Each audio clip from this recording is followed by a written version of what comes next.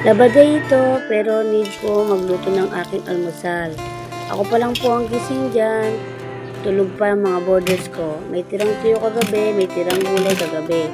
Ayan, pwede na yan sa akin. May 4 pa itlog sa ref, kukulang po tayo ng 2. Magigisa po tayo na may kamatis. At syempre, gagawa rin po ako ng sasawan para doon sa tuyo. Bigyan ng konting bawang, sibuyas. At syempre, lalagyan po yan ng asin. At yan, maluto na po to. Nahon ko na po yan para magpusa na ako makapag-gisa. Siyempre, ininit ko muna yung natitirang 2 tuyo. Ayun, binawasan ko po ng mantika. Dahil sobrang dami naman po yun. Ayun, nagpusa na po ako nag-gisa ng sibuyas, kamatis. Saka nilagay ko na po ang 2 itlog. And then, may natira pang konting mantika. Nilagay ko ng konting bawang. Nagsangag po ako ng malamig na kanin. Anong okay na po to, sinulog ko na po to, at nagising na rin po yung bunso ko. Kala ko ako lang mag-isang magamusan.